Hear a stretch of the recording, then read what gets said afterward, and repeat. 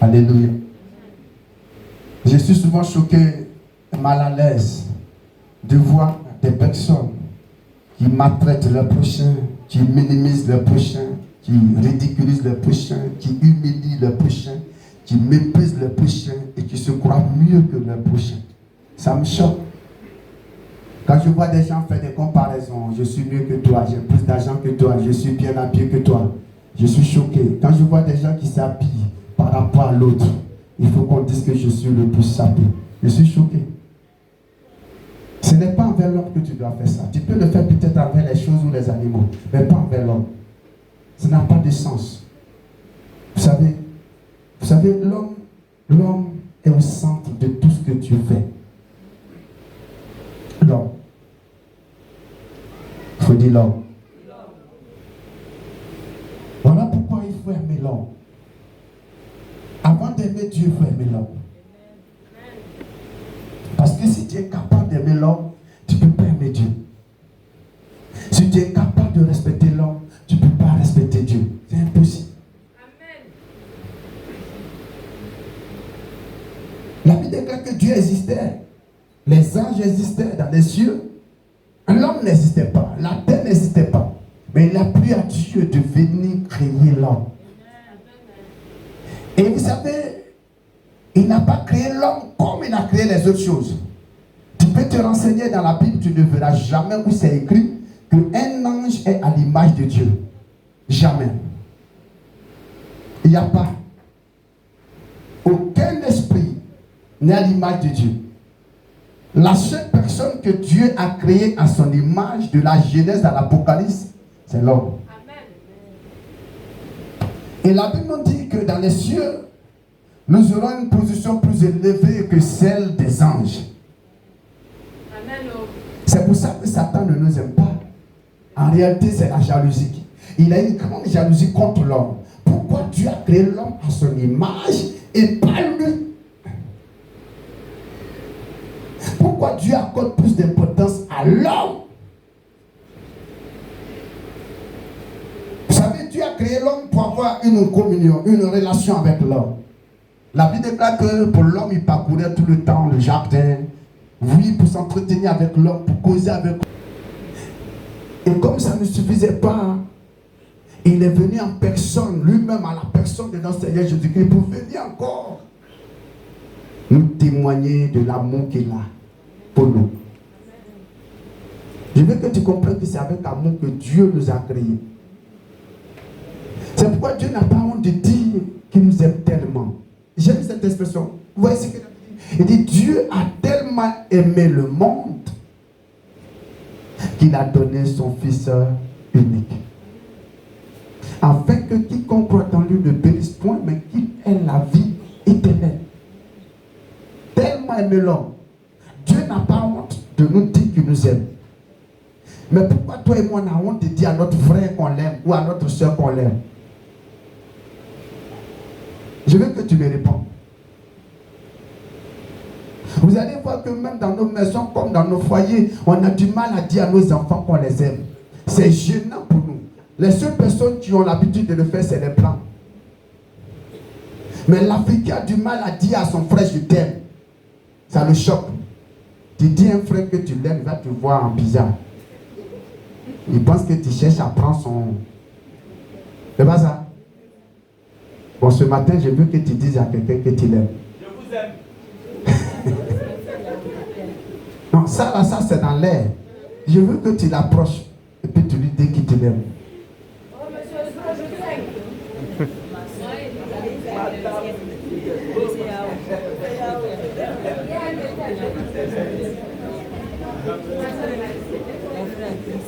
Et il y a quoi ils sont géniaux. On sent même qu'ils n'ont même pas l'habitude.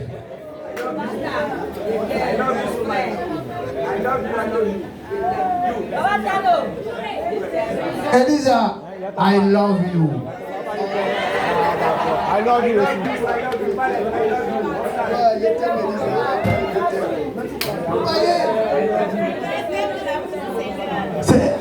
Les gens ne sont pas habitués. Les gens ne sont pas habitués à ce mot-là, amour. Je t'aime là. L'Africain n'est pas habitué à ça. On peut tout dire sauf ce mot. Les seules fois qu'on utilise ce mot, c'est quand peut-être qu'on est amoureux d'une soeur qu'on veut avoir pour femme, ou bien d'un homme qu'on veut avoir pour chéri. Mais c'est difficile d'exprimer ça. C'est tellement difficile que vous allez voir que même dans nos foyers, c'est un problème. Tu vas vivre avec ta femme. Combien de fois elle va te dire je t'aime? Tu vas vivre avec ton mari. Combien de fois elle va te dire je t'aime? Même si tu lui poses la question de savoir s'il t'aime, et si elle ne t'aime pas, il va te marier. Mon frère, c'est pas de ça on parle. On te pose la question si tu... C'est tout, il faut dire je t'aime. Et si elle ne t'aime pas, là, c'est ça. Ça, c'est les tontons et jeunes là qui font ça. Ouais, les tontons et jeunes, ils n'aiment pas dire c'est un jeune. C'est les gars, ils sont durs. Hein? Le général. Lui, tout est militaire chez lui. En militairement. Voilà. Voilà. Lui n'a pas besoin de parler. Il faut qu'on peut le comprendre. Il faut tout interpréter. Amen, amen. Souvent, là, il dit à sa femme, dans mon cœur, il dit, tiens, sa femme, elle est dure d'elle. Amen. Que Dieu te bénisse. C'est pas facile. C'est mon grand-père le connaît. C'est pas facile de vivre avec lui. Hein. Il est dur. C'est un 10. Ah, ben il faut faire tout. Il va devenir 12. Là, il est 12 disciples. Amen, amen. En fait, je dis ça, c'est vrai, c'est pour rire un peu, mais juste pour qu'on comprenne que c'est important. Ayons la nature de Dieu. Ayons la manière d'être de Dieu, surtout pour nous les chrétiens, parce que c'est ce que Dieu attend de nous. Nos frères païens, on peut les comprendre, on les comprendra d'ailleurs tout à l'heure à travers l'enseignement qu'on va voir, mais pour nous qui sommes enfants de Dieu, nous devons avoir les qualités de Christ en nous. Alléluia. Quand maman Dominique est arrivée au programme de Tout le monde, quand elle a dit qu'elle-même, ça a scandalisé ma femme. Ça a coupé le cœur de ma femme. Ma femme m'a convoqué, elle me dit, donc elle aussi, elle est venue pour prendre ma place. J'ai dit, ah, comment tu veux voir ça comme ça? Tu n'as pas entendu ce qu'elle a dit? Vous avez entendu à la retraite de Tout le monde, qui était là, qui est prêchait là. Ça a mélangé maman. Hein. J'ai dit, non, il ne faut pas t'inquiéter. Voilà, ton avenir est assuré. N'aie pas peur. Alléluia. Je l'ai compris parce qu'elle n'a pas l'habitude de vivre ce genre de choses. Mais aujourd'hui, je veux que chacun de nous ait le courage de dire à ses parents, à ses enfants, à sa femme, à son mari, à son frère, à sa soeur, que je t'aime. Alléluia. Je crois que c'est hier, j'ai fait ça à l'institut. Et puis il y a un frère qui dit, un étudiant qui dit à l'autre, je t'aime de l'amour du Seigneur. Je lui ai dit, est-ce que tu as besoin d'ajouter ça? Vous savez pourquoi il ajoute ça? Parce qu'en réalité, il a peur que ce soit mal interprété. Et c'est comme ça les chrétiens, ils sont obligés de dire, je t'aime de l'amour du Seigneur. L'amour du Seigneur, c'est comment? Il faut m'expliquer, l'amour du Seigneur, c'est comment? Tu aimes la personne ou bien tu n'aimes pas, tu dis je t'aime de l'amour du Seigneur. Donc si ce n'est pas à cause de Jésus, tu n'aimes pas alors. Mais c'est ce que ça veut dire. Quand tu dis que tu l'aimes de l'amour du Seigneur, ça veut dire que tu prends l'amour du Seigneur pour l'aimer, ce n'est pas ton amour. Hein. Faut dire à ton voisin, arrête ça. On aime tout être hypocrite. Ça fait qu'on vit avec des choses. Et c'est quand les personnes meurent maintenant. Le frère là était bien d'être. La soeur là. Mais de son vivant, tu n'as jamais dit ça. Est-ce que c'est bon? Pourquoi on peut être méchant comme ça? Alléluia. Depuis quelque temps, souvent j'ai fait exprès et puis je dis ça à des personnes. Et ça qui sont choqués. Et puis j'ai ri. Je dis, tu as besoin vraiment d'aide. Et puis, si tu es un garçon qui te dit à une soeur, je t'aime là. Yo! Tu ne fais pas attention, ton nom sera quoi? Drapeau. Et c'est tu es au courant que l'homme de Dieu a dit qu'il m'aime.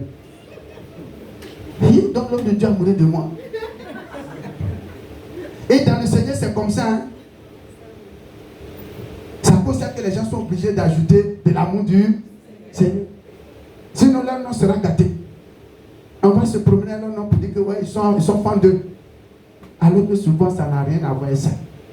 Donc si tu es femme, il ne faut pas aimer ton affaire. Si tu es bien. Hein? Vous voyez les chrétiens, tellement qu'on a érigé des choses, ça fait qu'on n'est plus libre. C'est pas ça? On ne vit plus.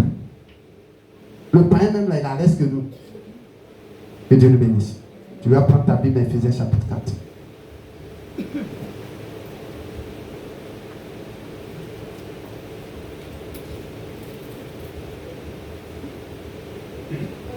Ce matin, avant d'arriver, j'étais à l'église de Jean Fourier avec les enfants, à l'école du dimanche. Et puis j'ai donné Apocalypse 20, verset 11 aux enfants. Et je leur ai dit, vous savez,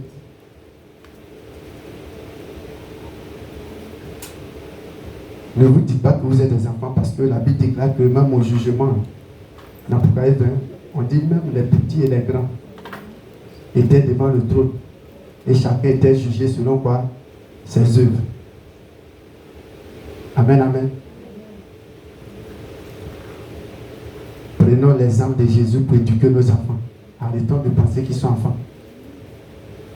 Jésus était enfant, mais il n'a jamais eu un mauvais comportement. On peut être enfant et puis bien se comporter. C'est pas ça. Ça dépend de l'éducation. Bref. Éphésiens 4, verset 17. J'ai dit la parole. Voici donc ce que je dis et ce que je déclare dans le Seigneur. C'est que vous ne devez plus marcher comme les païens qui marchent selon la vanité de leurs pensées. Ils ont l'intelligence obscurcie. Ils sont étrangers à la vie de Dieu à cause de l'ignorance qui est en eux, à cause de l'endurcissement de leur cœur.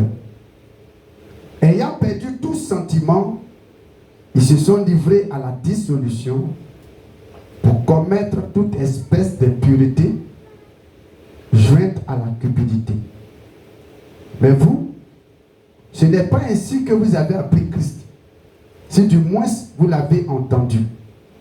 Si conformément à la vérité qui est en Jésus, c'est en lui que vous avez été instruits, à vous dépouiller eu égard à votre vie passée, du vieil homme qui se corrompt par les convoitises trompeuses, à être renouvelé dans l'esprit de votre intelligence et à revêtir l'homme nouveau créé selon Dieu dans une justice et une sainteté que produit la vérité. C'est pourquoi renoncez aux mensonges et que chacun de vous parle selon la vérité à son prochain, car nous sommes membres les uns des autres. Si vous vous mettez en colère, ne péchez point. Que le soleil ne se couche pas sur votre colère et ne donnez pas accès au diable. Et celui qui dérobait ne dérobe plus, mais plutôt qui travaille en faisant de ses mains ce qui est bien pour avoir de quoi donner à celui qui est dans le besoin. Qu'il ne sorte de votre bouche aucune parole mauvaise, mais s'il y a lieu, quelques bonnes paroles qui servent à l'édification et communiquent une grâce à ceux qui l'entendent. N'attristez pas le Saint-Esprit de Dieu, par lequel vous avez été scellés pour le jour de la rédemption.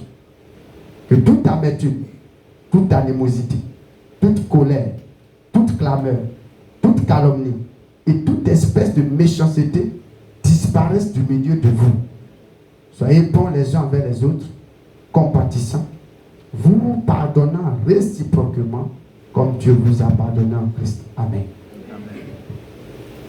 Alors, bien aimés, nous connaissons tous que ce texte est du livre d'Éphésiens, chapitre 4, verset 17 à 32, dont l'auteur est l'apôtre Paul. Alors, cette partie de ce chapitre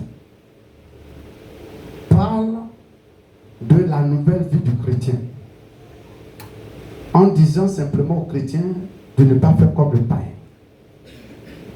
C'est pour cette raison que le thème que je donne à cette prédication, c'est le chrétien ne doit plus marcher comme les païens. Le chrétien ne doit plus marcher comme les païens. Amen. Alors, si le chrétien ne doit plus marcher comme les païens, la question est de savoir comment les païens marchent pour qu'on puisse dire aux chrétiens de ne pas marcher comme eux. Amen.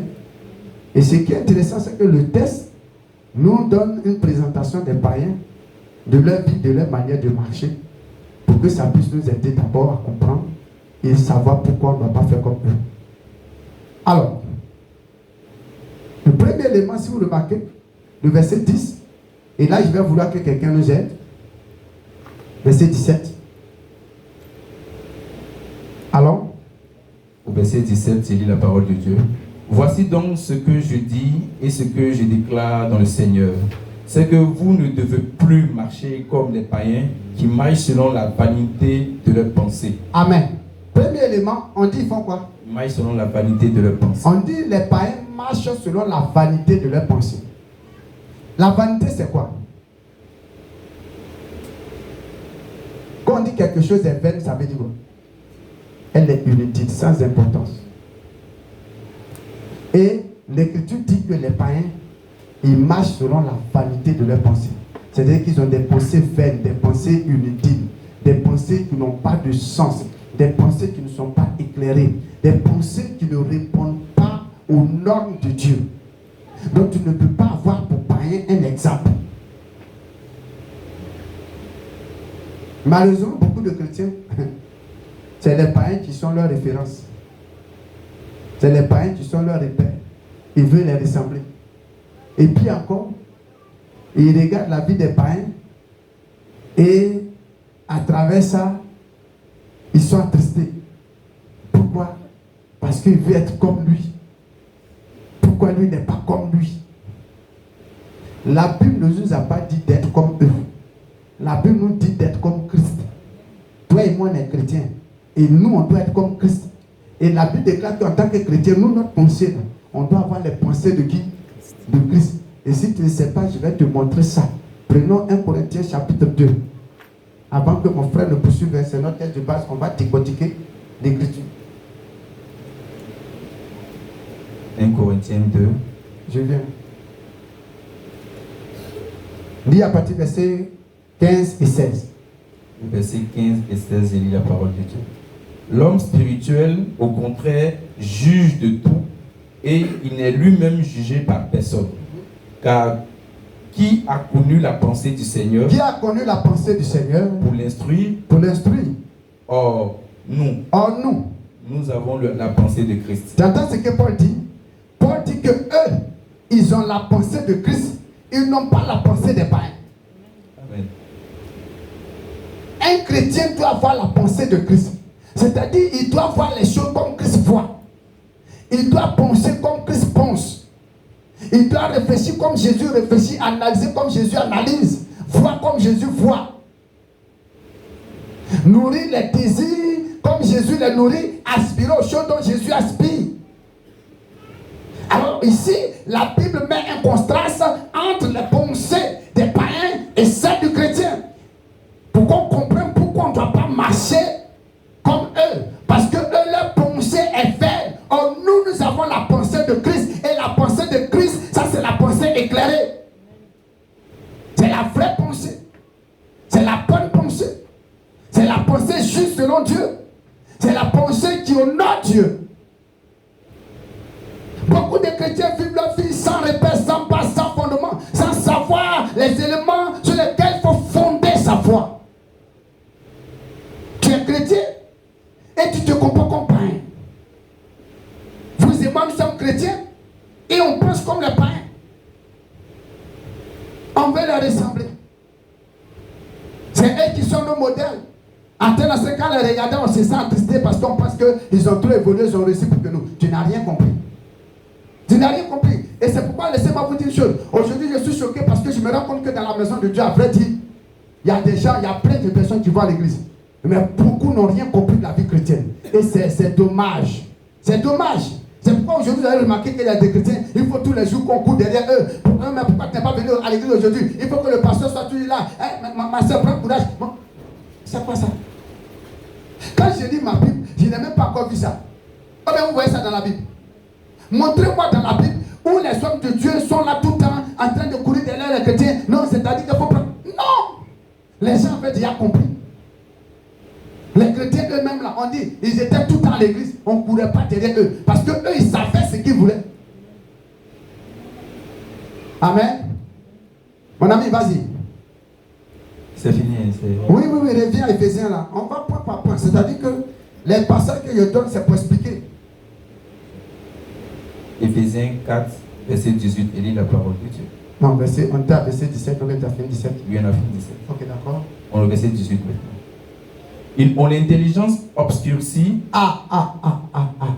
Deuxième élément, pourquoi on dit toi et moi, on ne doit pas marcher comme eux. On dit leur intelligence c'est comment? Obscurcie. Obscurcie veut dire quoi? Noir. Noir. Tu comprends? On dit l'intelligence des païens là c'est noir. Quand j'imagine beaucoup de chrétiens qui sont dirigés que par des païens, c'est vers eux où tu prends conseil. Et puis ils sont contents. J'ai fait ça une fois dans ma vie et j'ai vu les conséquences. Et Dieu m'a répété. Le Seigneur m'a dit, mais tu n'es même pas sage. Dieu prend conseil au lieu d'amener vers mes enfants, mes serviteurs. C'est vers païens qui n'ont pas conseil. Et plein de chrétiens, c'est leur habitude. Toi, dont la Bible déclare que tu dois être le sel de la terre et la lumière du monde, toi, dont la Bible déclare que tu vas juger, même jusqu'à juger les anges, c'est toi maintenant qui vas faire les païens. Ne tombez pas. On va aller prendre conseil. Et souvent, j'entends les chrétiens dire, j'ai mon vieux père dans le quartier, j'ai un vieux père, c'est mon bon vieux père. Ton bon vieux père. Entre toi et ce vieux père, qui doit diriger son ami? Non, il faut me dire. Vous n'avez même pas d'objectif, vous n'avez même pas de vision spirituelle. Vous ne rêvez même pas de devenir grand pour glorifier Jésus. La Bible dit que Dieu a dit au peuple d'Israël, vous serez à la tête et non quoi? Et non à la queue. Il dit, vous prêterez et vous n'emprunterez jamais. Quand on dit l'histoire de l'église et du peuple d'Israël, tu comprendras que toi en tant que chrétien, tu devais être plus qu'Israël. Aujourd'hui, c'est nous qui sommes à la traîne et c'est les païens qui nous parlent. C'est eux qui ont les idées et qui viennent nous les proposer. Et puis nous aussi, on les suit comme moutons. Dis Amen. Amen. Même si ça te fait mal. Amen. Alléluia. Revoyons notre position. Leur pensée est quoi? Obscurcie. Écoute-moi très bien. Je comprends pourquoi, et on va voir ça devant. Pourquoi la Bible déclare que quand tu deviens chrétien, ton intelligence doit être quoi? Renouvelée. Vous comprenez maintenant pourquoi? Parce que l'intelligence que tu avais hier, c'était l'intelligence des païens. Et cette intelligence était comment? Obscurcie. Donc si tu es en Christ et que cette intelligence n'a pas été renouvelée, ça va te fatiguer. Ça va te détruire. Ça va te nuire. Quand bien même que tu es chrétien, mais ça ne va pas aller sur toi. Pourquoi? Parce qu'il y a quelque chose qui ne va pas ici. Ta mentalité n'a pas encore quoi? Changé. Et plein de chrétiens continuent de marcher avec cette intelligence païenne là, obscurcie ça.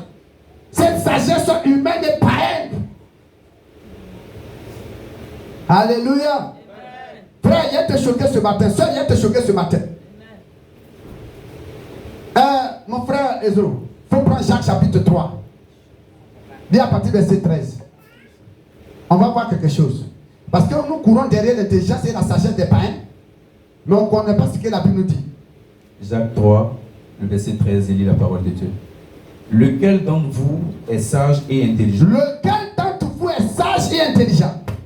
Il montre ses œuvres par une bonne conduite avec la douceur et la sagesse. Avec la douceur de la sagesse. Oui. Au verset 14. Mais si vous avez dans votre cœur un zèle amer et un esprit de dispute, ne vous glorifiez pas et ne mentez pas contre la vérité. Ne vous glorifiez pas et ne mentez pas contre la vérité, parce que la vérité là n'est pas dans ça. Cette sagesse n'est point celle qui vient d'en haut. T'entends? On dit cette sagesse n'est point celle qui vient d'en haut. Donc ça veut dire qu'il y a une sagesse qui vient de où? D'en haut chez qui? Chez Dieu. Et il y a une autre sagesse qui vient de quelque part. Elle est terrestre. On dit cette sagesse là vient d'où? Elle est terrestre. Elle est terrestre. Chanel. Elle est Chanel. Diabolique. Elle est diabolique. Donc la sagesse des païens c'est comment?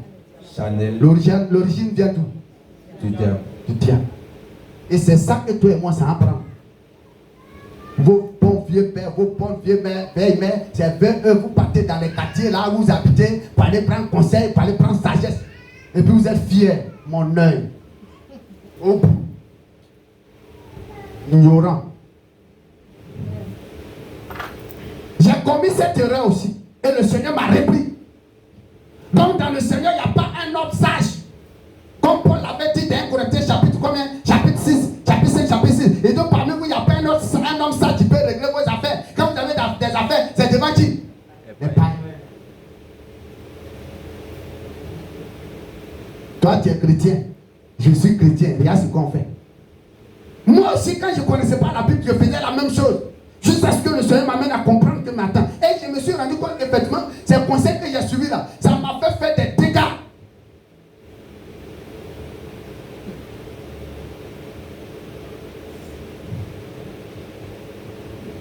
Et en tant que chrétien, vous n'avez même pas de bons amis chrétiens. Ce sont les païens qui sont vos meilleurs amis. Je suis choqué. Hein? Plein d'enfants de Dieu, c'est leur travail ça. Dans les quartiers, c'est les païens qui sont leurs meilleurs amis. Dans leur famille, c'est leurs frères païens là, qui sont leurs meilleurs amis. Leurs frères en Christ là même ne sont pas amis. Pourtant vous deux là, vous êtes chrétiens dans la même famille, vous n'êtes pas amis, hein? Mais vous êtes plus amis aux païens. Et vous savez souvent c'est quoi tu fais ça? Tu peux me dire. Pour ton c'est à cause de quoi? À cause de Dieu, jetons. Quand tu entends tes gens, mon bon vieux père, ma bonne vieille père, c'est à cause de jetons. Elle leur donne quelque chose. Matériel.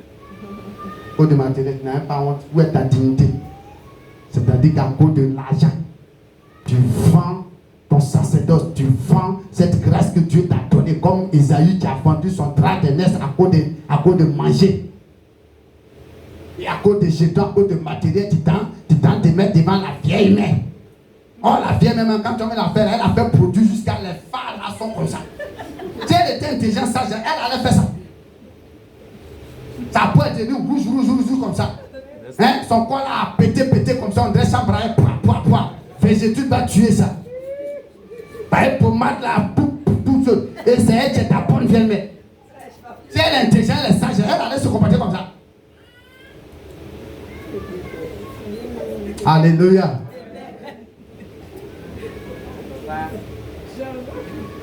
Alors elle se dit la vérité, ton bon vieux père du quartier, il y a son gros frère, Koutou va tuer ça. C'est lui qui est ton bon vieux père. Vends-les devant comme ça. Les petits pères sont là, ils sont mal comme ça. Et il était intelligent là. Il a fait ça. Alléluia. Soyons sages. Ayons confiance à la parole de Dieu. Devenons amis à Jésus et aux enfants de Jésus. On n'est pas ennemi des païens, mais la Bible déclare que la présence de l'enfant de Dieu auprès d'un païen, c'est faire quoi? C'est d'éclairer sa vie. On comprend ce qu'on dit, c'est la lumière du monde. C'est le sel. C'est pour apporter une saveur. La saveur à quoi? À sa vie. En un mot, apporter le changement dans la vie de ce dernier. Ce n'est pas lui qui doit te changer. Donc, entre vous deux là, qui doit donner conseil? C'est toi qui dois lui donner conseil. Mais aujourd'hui, c'est lui qui dirige ta vie. Et je vois des chrétiens qui soulèvent le problème de leur foyer pour aller confier à ses vieilles mères, à ses vieux pères. Il va te donner quel conseil? Donc dans le Seigneur, il n'y a pas un homme qui est expérimenté. Il n'y a pas un couple qui a duré dans le mariage qui peut te donner un conseil. Tout ça à cause des jetons. Donc Dieu n'est pas capable de te donner jetons honnêtement. Hein? Vous savez,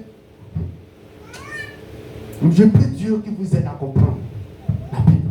Parce que, à vrai dire, beaucoup d'entre nous n'avons pas confiance en Dieu. Vous savez pourquoi souvent quand je prie Dieu, quand j'adore Dieu, peut-être vous ne comprenez pas. C'est pour ça que quand j'adore, je ne m'occupe pas de vous. Si vous adorez l'anglais, ce n'est pas mon problème. Pourquoi? Parce que je sais que vous ne connaissez pas Dieu comme façon de connaître Dieu. Et que peut-être vous n'avez pas vécu ce que moi j'ai vécu avec ce Dieu. C'est pour ça que vous comprenez comme ça. Sinon, quand je m'assois et puis je vois ce que Dieu fait pour moi, je ne peux pas comprendre. Dans ces temps-ci, il y a vraiment ce petit témoignage. Il y a eu deux choses que le Seigneur a fait qui m'ont marqué. Par rapport à votre soeur qui est là-bas, par rapport à ses études, elle m'appelle, elle me dit que je dois payer 4 millions. Quand elle a dit 4 millions, je lui ai dit, chier. Vous savez ce qui s'est passé? Je dormais plus. La nuit, Mes yeux sont ouverts jusqu'à... J'ai pris, j'ai réfléchi, je ne sais pas où je vais rentrer, vers qui aller. Et vous me savez ici avec moi, Pasteur Arnaud, là. Je n'ai pas à voir. Si appelle Didier 0, si appelle les 0, ça ne va pas passer. Si appelle Toto Eugène, ça ne passera pas. J'appelle à l'aise 0. Si appelle. Donc, je ne me suis même pas emmêlé, même je parle à Jésus. Expressement, j'en ai parlé à certaines personnes. Hier, j'étais couché.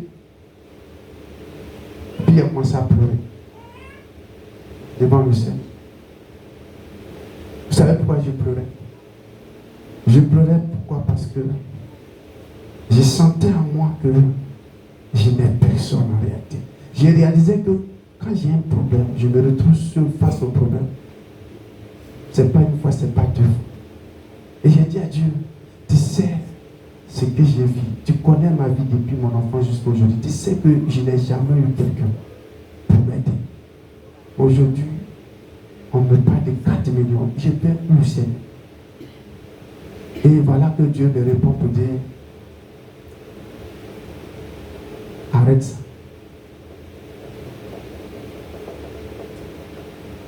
Est-ce que j'étais une femme honorée? Et le Seigneur me fait comprendre, dit, enlève cette affaire dans ta tête. Considère que c'est fait. Frère, acclame le Seigneur pour moi. J'ai un Dieu qui n'échoue jamais. J'ai un Dieu qui n'échoue jamais. J'ai un Dieu qui n'échoue jamais. Oh, n'échoue jamais. Et n'échoue jamais. C'est Jésus-Christ. J'ai un Dieu qui n'échoue jamais. J'ai un Dieu qui n'échoue jamais.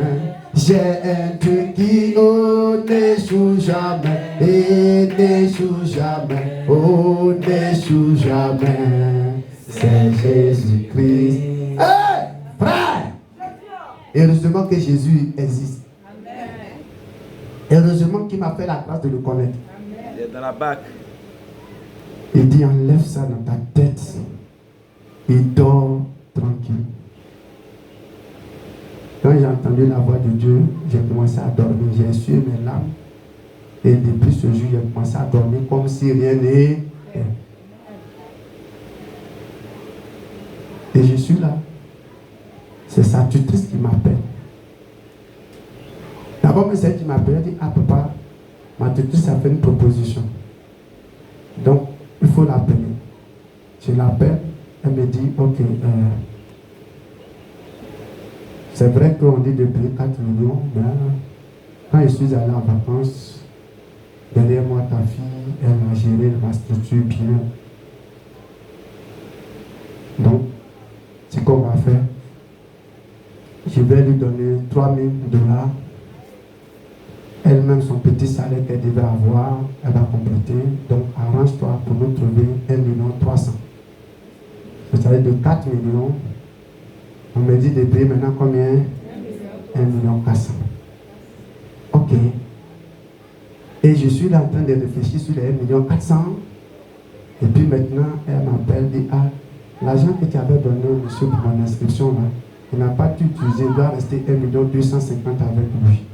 Je l'appelle et puis il me confirme. Il dit, ok. Pendant ce temps, il y a quelqu'un qui m'a confié son argent pour faire ses affaires, machin. J'ai dit, bon d'accord, je vais regarder là-bas, je vois qu'il y a un peu de gel là. J'ai pris et j'ai envoyé. Ça a couplé les 4 millions.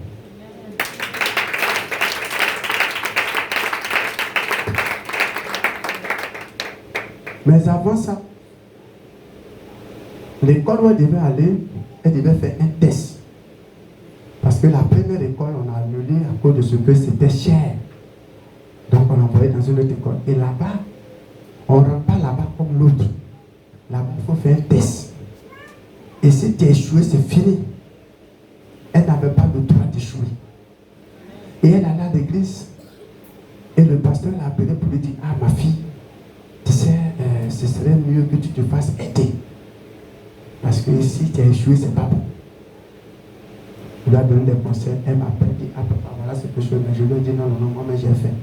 Je lui ai dit, vas-y, ne te fais pas aider. Parce que l'école t'a dit qu'on ne triche pas. Et si jamais tu as triché, qu'on t'a attrapé, c'est fini. Donc, concentre-toi. C'est-à-dire qu'elle devait être devant son ordinateur et puis elle compose.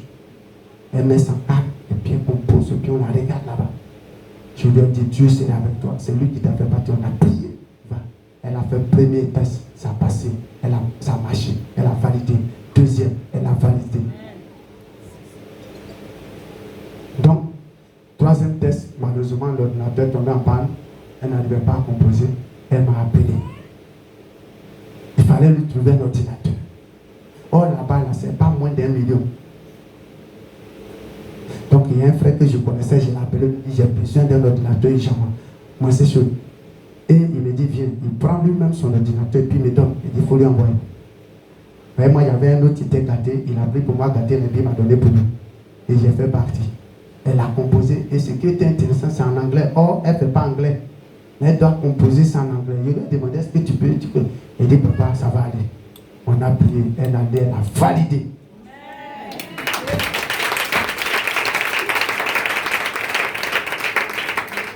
J'ai dit merci à Jésus. Pourquoi? Parce que là où on dit c'est serré.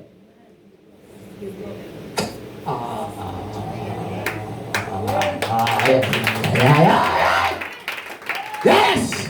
Vous savez, avant, quand souvent je voyais les gens à l'église, durant le témoignage, je prie, danse, machin, souvent ils étaient les pieds, me disaient, mais et là quoi?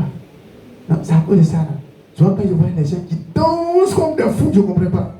Mais vous savez ce qui m'arrive, depuis un certain temps, je suis là, je marche sur le pied, comme du pied, et crie, yes! C'est que, et puis maman, je regarde à côté. Après, vous savez pourquoi j'écris? C'est-à-dire que c'est comme si je n'arrive pas à comprendre, ça me dépasse. Quand je vois ce que Dieu fait, des choses qui dépassent mon entendement, inimaginable, et que je vois la puissance de Dieu débloquer ça. Frère, dis à ton voisin, puissance de Dieu, c'est pas seulement pour tomber, c'est pour ces genres de situations. Dis à ton voisin, il faut que l'onction qui est sur toi, la grâce qui est sur toi, le Saint-Esprit qui est sur toi, t'amène à une autre dimension. Pour rendre les choses qui semblent être impossibles, possibles. Tu vois, j'ai dit que le premier degré de l'onction, c'est ça qui est tombé. Ça, c'est quand tu es au pied à bas. Mais il faut arriver à un niveau où ça décante maintenant des situations extraordinaires. Quand ça mène à l'existence, ce qui n'existe pas. Ah oui, quand il ouvre les portes qui étaient fermées, que personne ne pouvait ouvrir, il ouvre et puis te fait entrer et puis ferme derrière. Il dit avance. C'est de ça qu'il est question. Alléluia. Amen. Je reste ce témoignage pour te dire que laisse le vieux père là tranquille. Il n'est pas Dieu dans ta vie. C'est vrai que parfois Dieu utilise les païens pour nous aider, mais ce n'est pas pour que ces païens-là dirigent notre vie ou soient conseillés dans notre vie. Non! Il dit prendre l'argent des païens pour donner oui, à ses enfants. Il a fait avec Israël. Il a pris le territoire des Cananéens pour donner à qui? À Israël. Mais il a dit à Israël de ne pas faire comme eux. Ou bien? Mais toi, le vieux père t'a donné guerre. Tu t'assois dans ma qui pour voir comme lui. Ou partir chercher femme ensemble. Parce que la vieille mère là, elle t'a donné un peu de jetons. C'est fini maintenant. Maintenant c'est vous deux là, vous dépigmentez mal. On dit amen. Alléluia. Moi, vous ne comprenez pas. C'est pourquoi. Toujours, je vous défie, non? Je vous défie toujours. Parce que j'ai vu. Et il n'y a même pas longtemps, j'ai vu une maman que je connaissais. Oh, j'ai vu une maman qui avait son teint naturel. Actuellement, là, ici, elle est devenue noire, on couche comme ça. Sa peau est devenue bizarre, vraiment magouillard. Ça fait pitié. Toi qui étais jolie comme ça, ta peau qui brillait comme ça. On ne sait pas quel produit tu veux devenir quoi.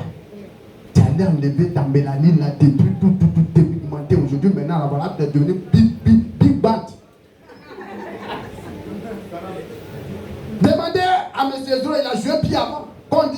Mais c'est quoi? Le big est gâté. Gâté. Cabossé. Quand il se met le pied, quand ça va bien cassé. Très souvent là, le pied qui prend, d'autres là c'est en fer, d'autres aussi là c'est le pied Congo. D'autres là quand ils tapent ça, les cassent en même temps. C'est comme ça que vos visages sont devenus. Des big bandes. Non, enfants des gens souffrent quand même. Nous les garçons on souffre. Hein. Et tout ça là c'est nous, on va regarder ça. Vraiment. T'as quoi ça que certains hommes là, même quand il entend un jeune, il est là-bas. Les gens sont bizarres. D'autres, il a fait ça aussi pour me dire, c'est maman, elle a divorcé pour toi. Amen. Vas-y, ça te plaisait, c'est maman, elle t'a enlevé dans le foyer. Alléluia. Faut dire à ta voisine, quitte ça. Alors, il faut rester naturel, ça fait quoi? Hein? Prenez pas de qualité, il n'y a pas effet secondaire. Hein? Ou bien prenez les pommades qui ne sont pas agressives, c'est bon? Hein? Vous allez vous détruire pour rien. Mais c'est très long.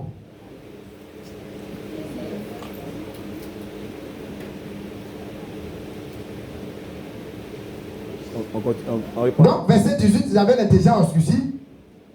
Deuxièmement, ils sont quoi? Éphésiens 4, verset 18. 18. Verset 18, phase 2. Ils ont l'intelligence obscurcie. Oui.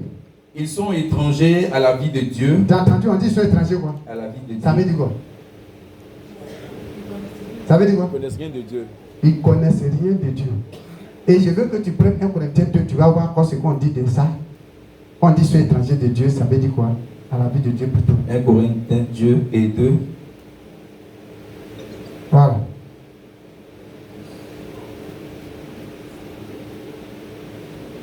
Verset 14. Le verset 14, il dit la parole de Dieu.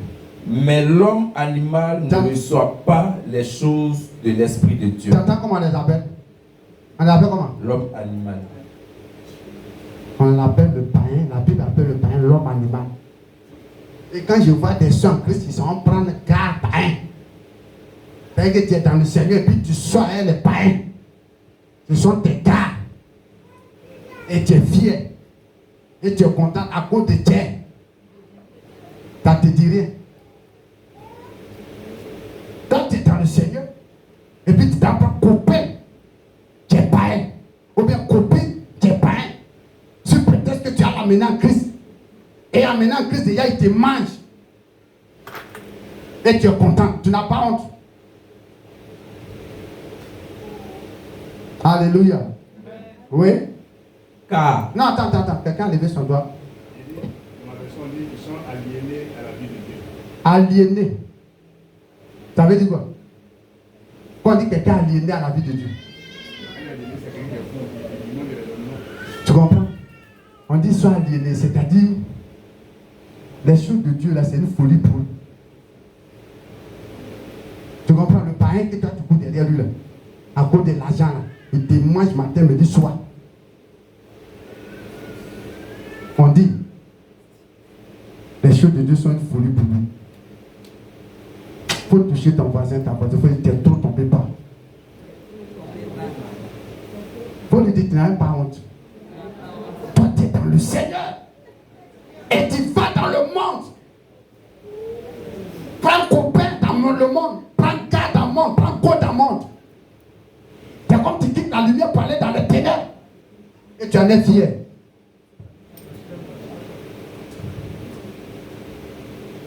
Dis à ton voisin, il faut quitter dans ça. Parce qu'après, il ne faut pas dire Jésus t'a pas aidé. Hein? Alléluia. Alors, oui, on dit quoi? Ils sont quoi? Ils sont appelés hommes animal. Car elles sont une folie pour lui. Tu as vu, on dit les choses de Dieu sont une folie pour qui? Pour le païen. Et il ne peut les connaître. Tu as entendu? On dit il ne peut même pas connaître les choses de Dieu. Parce que c'est spirituellement qu'on en juge. Parce que c'est spirituellement. Vous savez qu'il y a dit, tout se juge sur le plan spirituel, tout s'analyse spirituellement. Quelqu'un qui n'est pas chrétien, il ne peut pas comprendre. Les choses de Dieu sont spirituelles. C'est pas physique.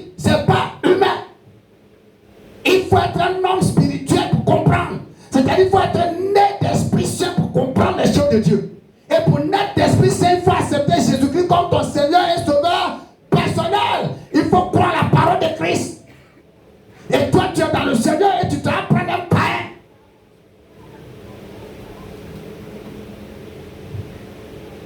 Alléluia.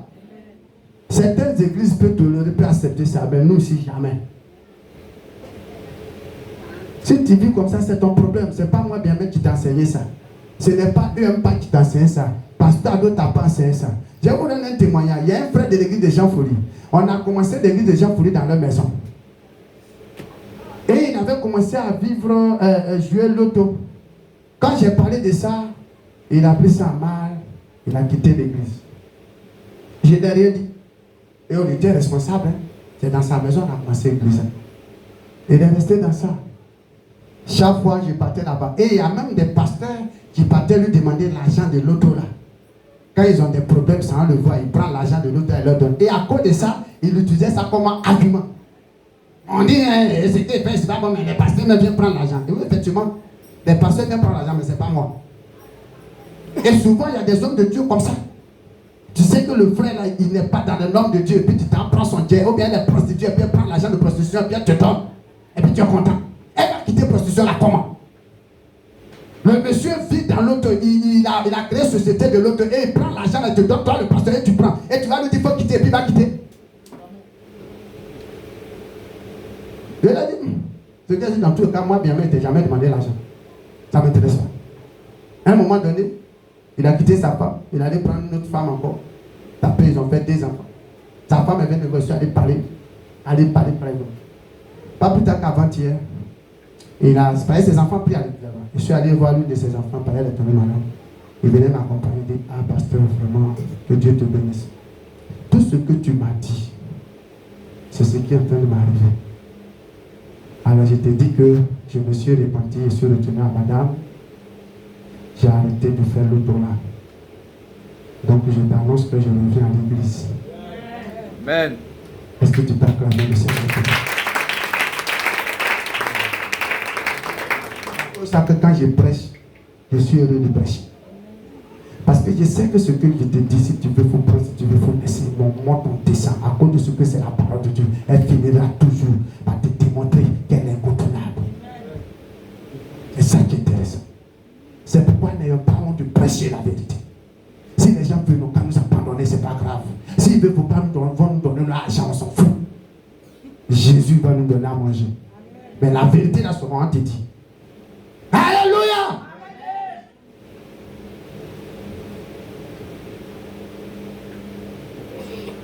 Leur intelligence est obscure. C'est pas ça. Ils sont étrangers à la vie de qui?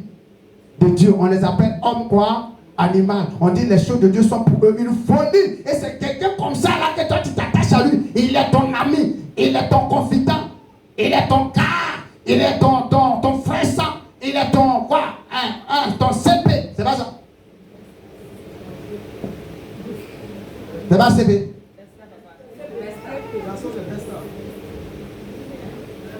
Il est ton vieux père. Ta vieille mère. Alléluia.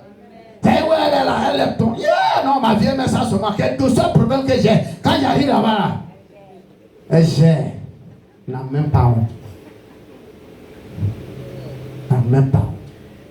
Je n'aime pas les gens comme ça. Où est ta dignité spirituelle? Tu aimes aller brader Jésus, humilier Jésus de cette façon. Ça ne te dérange pas? Un chrétien, il faut mourir digne. Même si tu as faim, c'est pas grave. Moi, j'ai été chrétien, j'ai eu faim. Je sais ce que j'ai vécu. Voilà, pasteur Arnaud, tu es là. Je peux taper des jours sans manger. Mais à aucun moment, ça m'a attristé.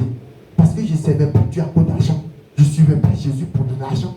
Je suivais Jésus pour mon salut, pour l'amour qu'il a eu pour moi. Et je sais ce qu'il a fait. Et je sais comment il s'est montré à moi. Moi, je pas façon de penser là, où vous partez à l'église, c'est ce qui est dans votre tête, c'est avoir l'argent, avoir voiture, avoir ceci. Moi, c'était pas ça qui était ma tête. C'est pourquoi aujourd'hui, tout ce que Dieu fait pour moi, là, je suis surpris. Parce que c'est des choses auxquelles je ne me suis même pas attendu. Même quand on me disait, je ne croyais jamais. Vous savez, la pauvreté m'a tellement limé que même là. Je ne pensais même pas un jour. Donc pour moi-même, là, c'est pas à cause de ça que je suivais Jésus. Moi, je veux aller au ciel. Donc ce que Jésus fait là, ce n'est que des surprises. Et c'est là que j'ai fini par comprendre qu'il a raison de dire cherche premièrement le royaume des cieux et le reste sera quoi? Il a vraiment raison. Parce que ce qui m'intéressait, c'était le royaume des cieux. Ce n'était pas les choses de la terre. Or, toi, c'est les choses de la terre seulement qui t'intéressent. Alléluia. Dis à ton frère, change. C'est pas normal. Ou tu es chrétien ou pas. C'est un choix. Alléluia. Vas-y. Toujours verset 18, il lit la parole de Dieu. Ils sont étrangers à la vie de Dieu à cause de l'ignorance qui est en eux, à cause de l'endurcissement de leur cœur. Attends. On dit ils ont quoi en eux? Ils sont étrangers à la vie de Dieu. On a déjà démontré ça. À cause de l'ignorance qui est en eux. À cause de quoi? L'ignorance. On donne la raison pour laquelle ils sont étrangers à la vie de Dieu. Cette raison, c'est quoi? L'ignorance. Tu comprends pourquoi la Bible dit mon peuple périt par manque de quoi? Manque de connaissance, c'est pas l'ignorance. Tu as vu ce qu'est l'ignorance? Effectivement, c'est pourquoi quand tu es chrétien et que tu es dans l'ignorance, c'est les mêmes choses qui vont t'arriver. Tu serais étranger à la vie de Dieu. C'est-à-dire que les choses de Dieu ne vont rien te dire. Ta vie avec Dieu ne serait pas pour lui parce que c'est la connaissance de la parole de Dieu qui va t'aider à arranger quoi? Ta vie. C'est pourquoi Jésus a dit enseignez-leur à observer tout ce que je vous ai prescrit. Quand vous et moi on va à l'église, allons-y à l'église pour écouter la parole. C'est pas quand la parole de Dieu passe, ne soyez pas pressés à partir. Ne soyez pas pressés à ce que ça termine. J'ai enseigné ça à l'église des gens polis sur cette affaire de l'heure du culte. J'ai demandé aux gens, j'ai dit allez-y faire des recherches et montrez-moi dans la Bible où la Bible a déterminé un temps du culte. Et puis revenez, puis on va faire le débat biblique. On est revenu le lendemain. J'ai dit sortez-moi vos versets, personne. Maintenant moi j'ai commencé à sortir tous les versets. Et je vais vous enseigner ces jours ici. Tout le monde est battu. Je leur ai donné les preuves. Combien de fois Jésus il a prêché pendant 3 jours? Paul a prêché toute une journée. C'est-à-dire que jusqu'à le lendemain. Même on dit pendant qu'il prêchait, il y a eu moi. Il a ressuscité d'Acoute jusqu'à demain matin. Et j'ai donné qu'est-ce que David dit. David, tout ce que David dit dans l'Ancien Testament et le Nouveau Testament. Je leur ai dit, la Bible n'a jamais donné un temps au culte. Jamais. C'est pas l'apôtre Paul dit, les vrais enfants de Dieu, ils rendent leur culte par l'Esprit de Dieu. Vous prenez les églises temps. C'est pas fait d'église temps. Bible dit quoi? Mon ami Paul Kakou, on causait la fois dernière et puis me rendait un témoignage par rapport à un de leurs pasteurs. Il dit non, que leur pasteur va faire sa dot bientôt. J'ai dit quoi? Je suis étonné. Et mais, attends, c'est avec quelle femme? Et non, sa femme que tu connais. Et il n'a pas doté. Il dit non. J'ai dit, comment ça veut dire non, chez nous c'est comme ça. J'ai dit chez vous, mais la Bible dit quoi? Et ah non, chez nous tu peux prendre la femme, tu vas vivre avec elle jusqu'à. J'ai dit waouh. Donc chaque église a ses lois. Ce n'est plus la Bible. Écoute-moi très bien. Écoute-moi bien. Et si tu veux, on n'a qu'à se donner rendez-vous dans le débat. Montre-moi où c'est écrit qu'une église doit avoir ses principes à elle. Le seul principe que moi je connais, c'est ce qui est écrit dans quoi? Dans la Bible. Si en tant que chrétien, on n'est pas prêt à nous soumettre à la parole, c'est que ce n'est pas la peine. Ce n'est pas une affaire de chez moi. Que dit la Bible?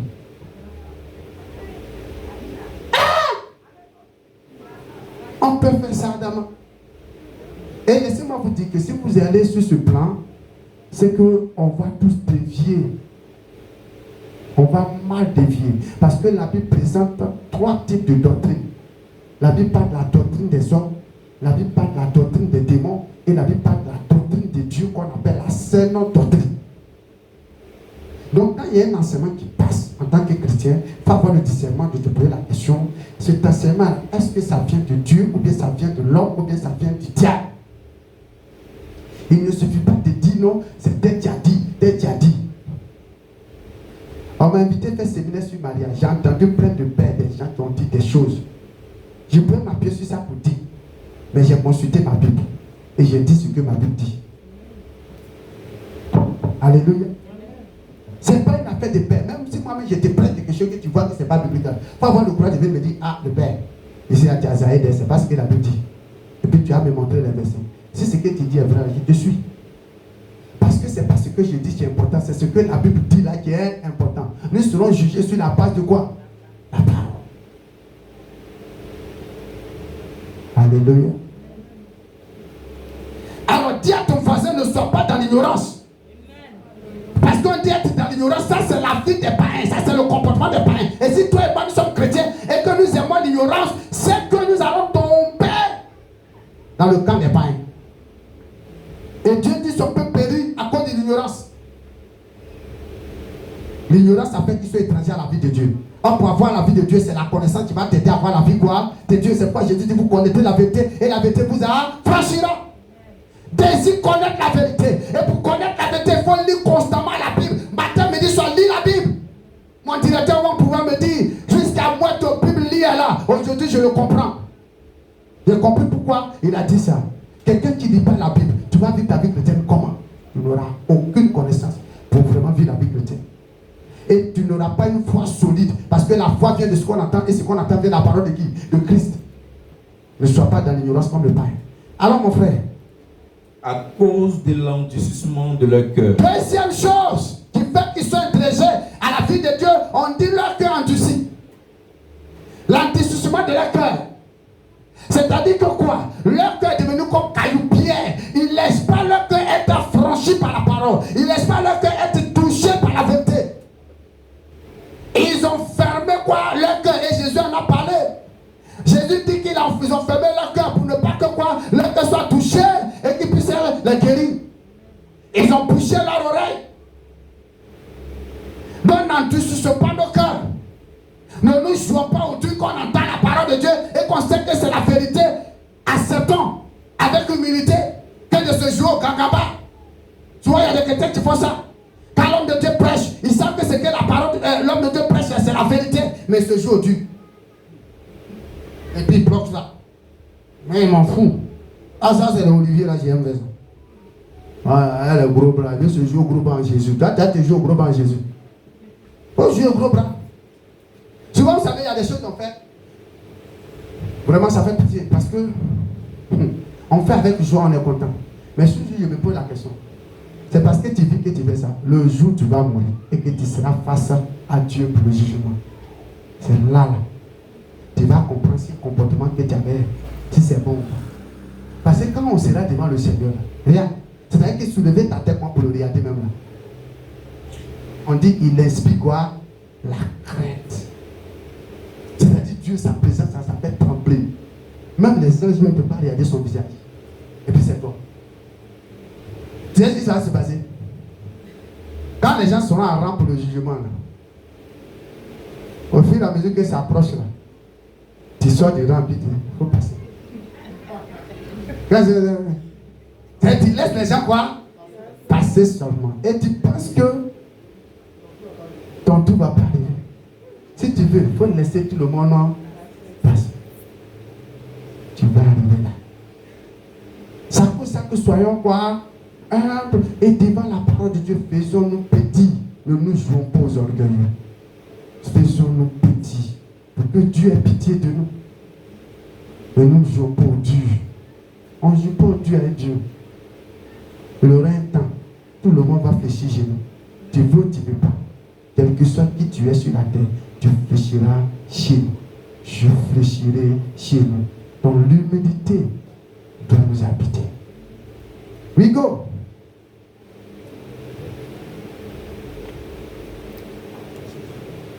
Au verset 19.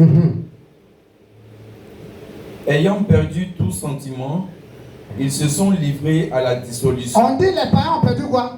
Tout sentiment. Ça veut dire quoi? Ils n'ont pas de sentiment.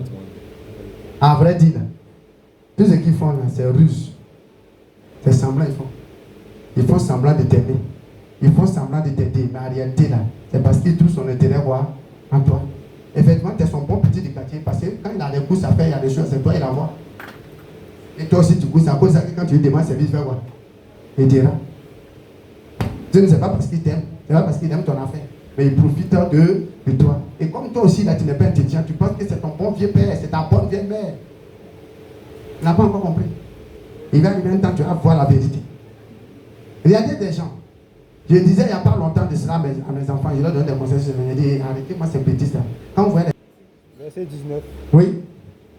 Ayant perdu tout sentiment, ils se sont livrés à la dissolution pour commettre toute espèce d'impureté jointe. La dissolution, c'est le désordre, c'est quoi appelle ça, la séparation, c'est le détachement, etc. Jointe à la cupidité. Ils se sont livrés à toutes sortes d'impuretés jointes quoi, à la cupidité. Voilà les païens. On dit quoi? Toutes sortes de quoi? D'impuretés jointes à la cupidité. C'est-à-dire que là-bas, là, c'est l'outrance, c'est la débauche à outrance. Et c'est quoi? La cupidité. Le païen, c'est quoi? C'est l'argent. Le païen aime l'argent plus que qui? Plus que l'homme. Regardez dans nos familles. Vous ne regardez pas dans nos familles comment les gens se comportent. Quand ils ont un peu d'argent, comment ils se comportent? Le petit frère à l'argent, hein, c'est lui qui devient quoi? Grand frère. Et le grand frère devient quoi? Petit frère. J'ai dit à Toto et Jeanne, si tu ne veux pas prendre ton droit d'aînesse, un jour je vais me fâcher contre toi. Par contre, me montrer dans le Bible où c'est écrit que quand on n'a pas l'argent là, on devient petit frère. Le fait d'être grand frère, c'est un don de Dieu.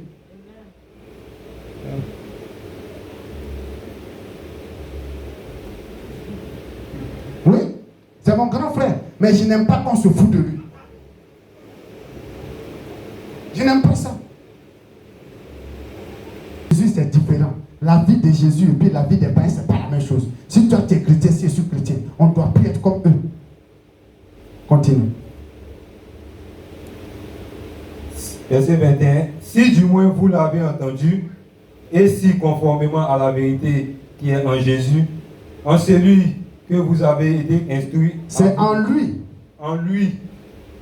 C'est en lui que vous avez été instruit en vous dépouiller. À vous dépouiller. Voilà. Au verset 22.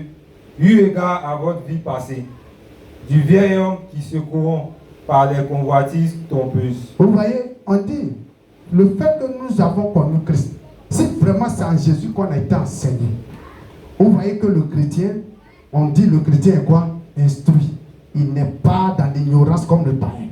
Quand tu es en Jésus-Christ, la Bible déclare que tu dois être instruit en Christ. Et tu es instruit pour que tu puisses quoi? Pour que tu sois dépouillé de ton passé, dépouillé de ton vieil homme, c'est-à-dire ta nature de païen. On dit quand tu es en Jésus-Christ, on t'enseigne à abandonner ça. C'est quoi la Bible dit que si nous sommes en Jésus-Christ, les choses anciennes sont quoi? Passées et toutes choses sont devenues quoi? Nouvelles. Donc toi et moi, on peut pas être en Jésus-Christ et puis on a le même trait de païen.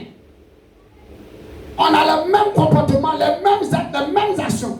Et ce matin, par la grâce de Dieu, je crois que la parole de Dieu va nous délivrer, nous tous.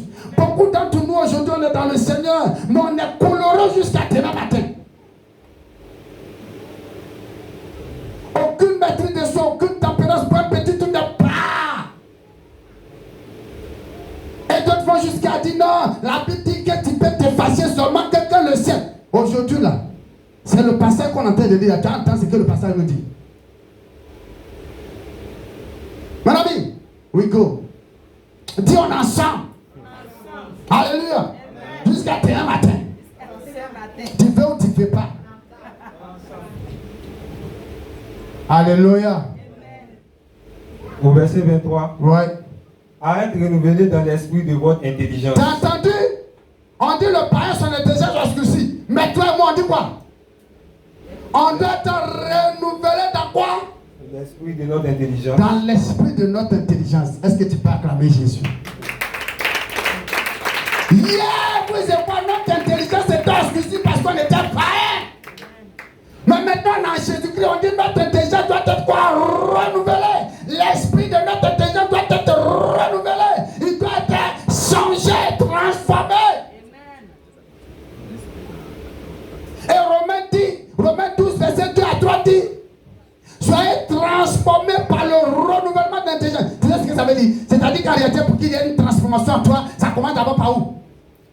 Par l'intelligence. C'est le renouvellement de ton intelligence qui produit ta transformation. Quand l'intelligence n'est pas renouvelée, il ne peut pas avoir de transformation. Tant que ta mentalité n'a pas changé, rien ne peut changer en toi. Tant que vous et moi, notre manière de voir n'a pas changé, rien ne peut changer. Quand Dieu commence à changer notre vie, il commence d'abord à changer notre mentalité, notre intelligence. Il commence à transformer ça, renouveler ça, régénérer ça. Et à partir de là, il produit le reste. C'est pourquoi il faut changer. Laisse Dieu changer ici. Ta manière de voir, ta manière de penser, ta manière de raisonner. Tu comprends? Ta manière de comprendre les choses. Hein? Il faut que ça change. Dis à ton voisin, ça doit changer. Amen. Doit changer. Quand tu es chrétien, tu raisonnes comme païen. Tu es chrétien, tu es bon pas ça. Tu es chrétien, puis tu es bête comme ça. Ça, c'est quoi ça? C'est quel chrétien ça? Où est la gloire de Dieu qui est là? Hein? Et tu es fier. Comment tu peux être enfant de Dieu puis être bête? C'est normal? Vous savez, monsieur Ezro, pardon, il faut me prendre Isaïe chapitre 11. Écoute ce que le Saint-Esprit est. À partir du verset 1. On peut m'apporter un peu d'eau? Alléluia.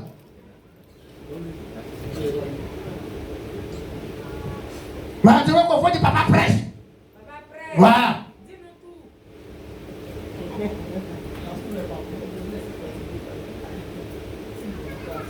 Faut qu'on change. Vas-y. Ésaïe 11, verset 1, je lis la parole de Dieu. Écoutez. Puis, Oui. un rameau sortira du tronc d'Isaïe et un rejeton naîtra de ses racines. L'Esprit de l'Éternel reposera sur lui. L'esprit de qui? L'Éternel. Reposera sur qui? Sur Sur le rejeton. On parle de Jésus. esprit de sagesse, On dit cet esprit est quoi?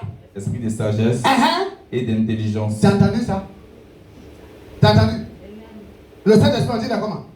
Sage et intelligent. Donc toi, ton Saint-Esprit est comment? Réponds-moi. Quand ton Saint-Esprit est bête, tu dis que c'est l'Esprit de Dieu. Ce n'est pas l'Esprit de Jésus. L'Esprit de Jésus, il est intelligent, il est sage. Donc si tu es bête, ce n'est pas le Saint-Esprit de Dieu. Esprit de conseil et de force. Tu as entendu, on dit esprit de quoi? Conseil et de force. Conseil. C'est tellement tu es intelligent que ça, c'est toi qui donnes conseil aux gens. Esprit Mais de... toi, là, c'est la vieille mère du quartier païen qui te donne conseil. C'est le bon vieux père. C'est lui qui te donne conseil. Parce que ton Saint-Esprit, là, il est mort. Il est désactivé. C'est même pas le Saint-Esprit même. C'est quoi? C'est le Saint-Esprit. C'est pas le vrai Saint-Esprit. Alléluia. Amen. C'est parce que vous ne comprenez pas la parole de Dieu que vous vous comportez comme ça. Sinon, quand tu comprends la parole de Dieu, là, tu vas refuser de te comporter comme ça. Parce que tu vas savoir que Dieu a fait de nous des gens de qualité. Pas des médiocres. C'est pourquoi arrête d'être médiocre. Arrête de te comporter comme quelqu'un qui n'a pas de tête. Tu comprends? Et ça là, écoutez-moi bien, vous qui n'êtes pas là à l'école, ça n'a rien à voir avec aller à l'école. Ok, vous dites ça. Il y a des gens qui sont là à l'école et puis ils sont bêtes. Par contre, il y a des gens qui ne sont pas là à l'école mais ils sont très quoi? Intelligents. Allez-y écouter le discours de Pierre. Pourtant on dit c'est un homme qui n'est pas là à l'école. Mais il faut écouter son discours. Il n'est pas là à l'école, puis Jésus l'a établi pour commander même celui qui est là à l'école. Ce n'est pas lui qui était le chef de Paul. Il ne s'est pas établi sur Paul. Pourtant Paul allait à l'école, non? Qui vous a dit que c'est école seulement? C'est dans ta tête. C'est tout. Si tu peux ne pas aller à l'école loin et puis tu es quoi? Intelligent. Tu peux même ne pas aller à l'école et être intelligent. Ah, le petit, je ne sais pas quel village Baoulou là qui a créé une voiture. La voiture qu'on appelle IB Master. Actuellement, il est à INH. Là, l'école appelle quoi? INPH. Mais allez-y voir les merveilles qu'il fait. Pourtant, il n'est pas allé à l'école. C'est ça, on dit être intelligent. Mais il y a des gens, même qui sont allés à l'école jusqu'à. Mais quand tu les écoutes, tu les vois raisonner, tu es étonné. On dirait le cerveau est désactivé. Et je vais vous dire une chose. Écoutez-moi très bien. À partir d'aujourd'hui, quand on va à l'école, tous ceux qui sont allés à l'école, vous pouvez leur demander. Tu te vas à l'école, c'est pour apprendre quoi? Français, grammaire, et voilà ça, orthographe, vocabulaire. Et puis quoi encore? Mathématiques, c'est pas ça? Et puis quand tu vas apprendre histoire géo, c'est pas ça? Sciences naturelles, physique, etc. Ça là, c'est connaissance dans des domaines spécifiques. Ça n'a rien à voir avec l'intelligence. Tu peux connaître histoire géo, et puis tu ne sais même pas comment on règle le problème. Tu ne sais même pas comment on parle à quelqu'un. Donc ça, tu es intelligent en vrai. Tu as une connaissance dans un domaine. Ce n'est pas parce que tu es intelligent.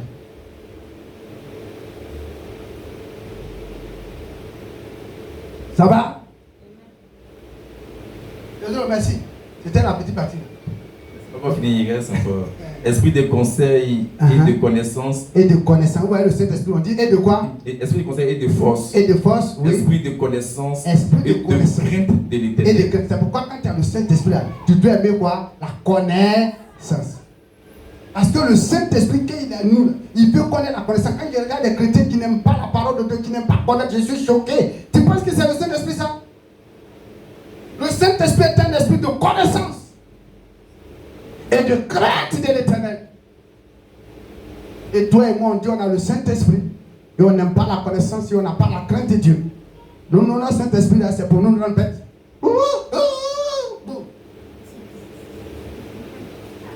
Tous les jours, tu tombes seulement, tu te réveilles, tu es bon pas ça. Quand normalement tu te réveilles, tu dois être intelligent. Amen. Alléluia. C'est moi dire à ta voisine, à ton voisin, sois intelligent. Sois sage. Il faut l'attraper pour le remettre. Il faut dire sois intelligent.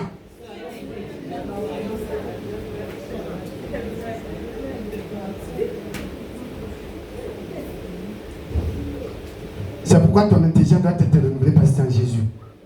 Voilà. Il faut que la plaque change. Vas-y. Au verset 24. Et à revêtir l'homme de nous. Et à revêtir l'homme nouveau. L'homme nouveau, pas l'homme ancien. Dans le monde, tu es un homme ancien. Le païen est un homme ancien. Quand tu es en Christ, tu es un homme nouveau. C'est pourquoi on dit les choses anciennes sont passées. Et toutes choses sont devenues quoi? Nouvelles. La Bible dit que nous sommes une nouvelle créature. Tu comprends? On dit qu'il faut revêtir l'homme nouveau. Rejette ta vieille nature. Le vieil homme qui est en toi là, il a été crucifié avec Jésus. C'est un nouveau homme qui doit apparaître. Donc si hier dans ta famille on te voyait comme la personne la plus bête, la personne la plus mauvaise, la personne qui ne réussit pas, il faudrait qu'en Christ on voit une nouvelle personne. Un nouveau homme, une nouvelle femme, une nouvelle fille qui sort.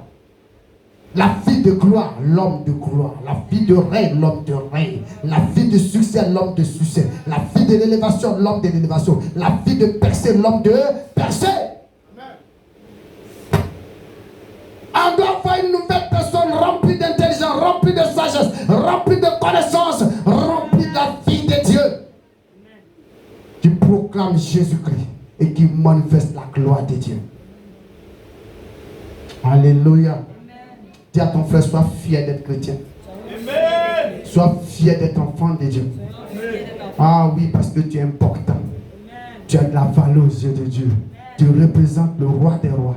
Tu représentes le Seigneur des seigneurs. Tu reflètes la vie de Jésus-Christ. Tu es le sel de la terre, la lumière du monde. C'est toi qui apportes la saveur dans la vie des autres. Ils ont besoin de toi. Alléluia. Arrête d'être n'importe quoi de ta famille. Arrête d'être la poubelle de ta famille. Go on. Créé selon Dieu dans une justice et une sainteté que produit L'homme la vérité. nouveau, créé selon Dieu dans une justice et une sainteté que produit quoi? La vérité. Alors c'est quoi qui produit cette vie de justice et de sainteté? C'est quoi qui produit ça? Non. C'est produit par quoi? Non. Regardez bien, le verset le dit. Ça veut dire que vous savez pas interpréter les versets. Créé selon Dieu dans une justice et une sainteté que produit la vérité. Ah. C'est quoi qui produit la justice et la sainteté? Donc on n'est pas là l'école. Relis encore. Et à revêtir l'homme nouveau, créé selon Dieu. L'homme nouveau créé selon Dieu. Dans une justice. Dans une justice. Et une sainteté que produit la vérité. Donc c'est quoi qui produit la justice et la sainteté? Hein? C'est la vérité. Yeah, donc on n'est pas dans les vents. On te dit que produit la vérité. Dans une justice et sainteté que produit la vérité. Donc c'est quoi qui produit cette justice? C'est la vérité qui produit cette justice et cette sainteté. Ça veut dire que pour que tu aies une vie juste et une vie sainte, c'est la parole de Dieu. La parole de Dieu est la vérité. C'est elle qui produit la transformation. C'est quoi si tu es chrétien que tu ne connais pas la Bible, tu ne pourras jamais changer. Ce n'est pas onction, ce n'est pas Saint-Esprit qui fait ça. C'est la parole. C'est quoi si tu n'aimes pas la parole de Dieu, ta vie ne peut jamais changer. Jésus a dit vous connaissez la vérité et la vérité vous rendra libre. C'est la vérité c'est la parole de Dieu. C'est elle qui transforme. C'est pourquoi la Bible nous dit d'enseigner. Comme Jésus sait que c'est ça qui transforme, il dit enseignez-leur à observer tout ce que je vous ai quoi. Pour alors n'a pas dit donner cet esprit seulement. Donc c'est à cause de ça que si vous êtes chrétien, on partage l'église seulement que pour onction, vous êtes foutu. Moi, par expérience, j'ai été dans une église où onction n'est pas onction. Tu viens même dans le temps, même tu tombes sur onction. Mais c'est dans cette église il y a eu de n'importe quoi. À la fin, personne n'a réussi même. Tous les jours, tout ce qu'ils savent, c'est tomber. Tomber. Et les chrétiens aiment tomber. Je ne suis pas contre l'onction, j'aime l'onction. Mais je sais que l'onction a ses limites. Il y a des choses que l'onction fait. Chaque chose a chaque élément a son travail. La parole a son travail, l'onction a son travail. Le Saint-Esprit, pour pouvoir t'aider, il faut quoi? La parole. La Bible dit que la parole est l'épée quoi? De l'esprit. Sans la parole, le Saint-Esprit ne peut rien produire. C'est pourquoi tant que tu ne lis pas la Bible, le Saint-Esprit ne peut pas t'aider à changer. C'est quand tu vas lire la Bible, tu prends la parole de Dieu pour te toucher, pour te faire comprendre pour que tu changes. Alors, au verset 25, c'est pourquoi renoncer au mensonge. On dit quoi?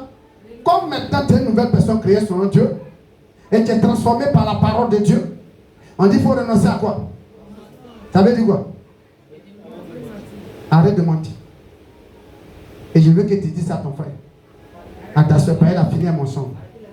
Elle a fini ça. On lui dit ça. Que tu es chrétien maintenant, arrête de mentir. Arrêtons de mentir. On n'est pas pareil. Dans le monde, on avait fini ça. C'est ça, mais tu nous donnes à manger. Les doyers, là, c'est ça que tu nous donnes à manger. Mais dans le Seigneur, il n'y a pas de doyer. Doyer, là, ne peut pas te donner à manger. Au contraire, tout ce que tu vas avoir par doyer, tôt ou tard, tu vas finir par faire quoi?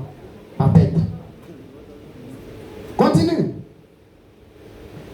Et que chacun de vous parle selon la vérité à son prochain. On dit qu'il faut parler à ton prochain selon quoi? Donc il faut lui dire quoi?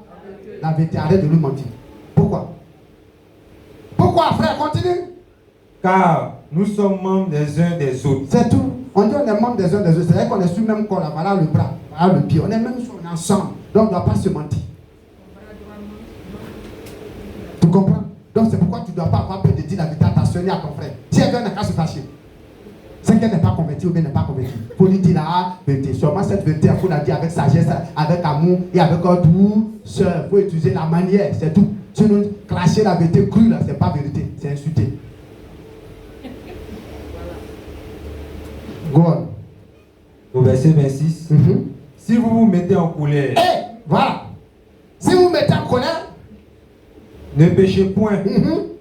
Que le soleil ne se couche pas sur votre colère. Acclamez le Seigneur pour ce verset. Ça, c'est le verset des chrétiens.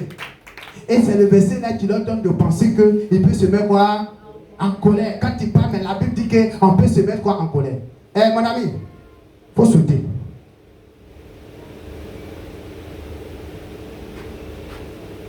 Va au verset 31. Écoutez bien. Au verset 31, que toute amertume, toute animosité, toute colère, toute clameur. Clameur là, c'est quoi? Clameur là, c'est les grands cris. Les cris en public. Les gens qui aiment le scandale. Ils ne peuvent pas parler doucement à quelqu'un quand il parle, il crie. Tout ce qui est petit que vous êtes en train de parler entre vous, à mettre commence à gueuler pour que tout le monde. C'est de ça qu'on parle. Il y a des gens là, c'est leur vie qui est là. Toujours il faut qu'ils crient. Ils aiment le scandale. Continue. Toute calomnie. Toute calomnie. Et tout excès de méchanceté disparaissent du milieu de vous. On dit c'est la carte de quoi? Bon, les choses qu'ils ont citées là, il n'y a pas de colère dedans. Et on dit la colère aussi doit faire quoi? Maintenant, pourquoi toi tu dis qu'on dit la colère doit rester? C'est le même chapitre. Hein? Ok. C'est pas dans le même chapitre. Hein? Et effectivement, c'est ça, vous avez pris ce qui vous arrange. Sinon, en réalité, je vous assure que vous allez fouiller des autres versets. Les autres versets qui parlent de la colère ne disent jamais ça. C'est ce seul verset-là qui donne l'impression comme si le chrétien peut se mettre quoi en colère. Sinon, vous allez dans 1 Corinthiens chapitre 13, on dit que l'amour ne s'irrite pas, point. Tu comprends? Or, s'irriter, c'est quoi? Se mettre en colère. On dit l'amour ne se met jamais en colère. Non, ne pensez pas que la colère est une bonne chose. Jacques a dit, la colère de l'homme n'accomplit pas quoi? La justice quoi? De Dieu. Si Dieu voulait que la colère soit, il n'allait pas créer la maîtrise quoi? De soi. Le rôle de la maîtrise de soi-même, c'est pourquoi étouffer la colère. Mais comme les chrétiens, on leur a pas bien expliqué la parole de Dieu, ils ont adoré ça. Et ils protègent ça, les maths. Dis tout, papa. Les grâces. Ah, grâce. Salut moi, lève ta main. Voilà. Ah, c'est grâce, c'est fait comme ça. André, la chienne de M. Norbert. Ah, grâce à plus Ah. Vous pensez que c'est une bonne chose. Et puis, il y a des gens qui sont contents de ça, c'est une fierté pour eux. Honte à vous. Honte. Oh, honte. Vous pensez que c'est une bonne chose pour vous glorifier. Et moi là. Mon œil va demander à Jésus. On dit Jésus est doux. Il est humble de cœur. Un enfant de Dieu est doux. Un enfant de Dieu est tempérant. Un enfant de Dieu a la maîtrise. Un enfant de Dieu est calme. Un enfant de Dieu n'est jamais violent. C'est le diable qui aime la violence. C'est l'esprit du diable qui aime palabre. Alléluia. Sinon, les vrais enfants de Dieu, c'est interdit de faire palabre. Un chrétien qui aime palabre. Chaud du caractère. On dirait qu'il faut des pitrans comme ça. Ils sont en train. On les attrape. Quand il a dit même pardon, mais c'est comme si c'est maintenant tu viens de mettre lui sur le feu. Et envoyez-le en délivrance. Envoyez-le vite en délivrance. Parce que l'esprit guéri est en train de se manifester. Tu es possédé. Alléluia. À part la colère. Ah, d'accord. Que Dieu nous aide. C'est pas bon. Mon ami, tu comprends maintenant, non? Donc maintenant, reviens à notre verset. C'était pour leur dire que la colère, ce verset, c'est pas ce qu'on veut te dire. Là-bas, la source vous avez dit, si tu te mets en colère, que le soleil ne tombe pas, quoi. Ça veut dire que quelqu'un qui est en colère et qui laisse durer, ça devient quoi? La rancune. Un enfant de Dieu ne laisse pas ça. Si tu n'as pas fait attention que ton cœur s'est énervé un peu là, il faut pardonner vite, ennemi ça. Il ne faut pas laisser traîner. Et souvent, il y a des gens là, ils vont laisser ça, le jour là, on dirait, je ne sais pas quoi, et puis tu le vois.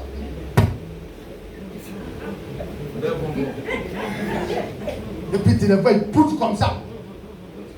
Et je ne comprends pas ce qui est vilain, surtout vous les femmes, non seulement vous n'êtes pas raison, et puis quand vous finissez là, et votre mari par humilité encore vous adresse la parole, et puis dans ça, quand vous poudiez.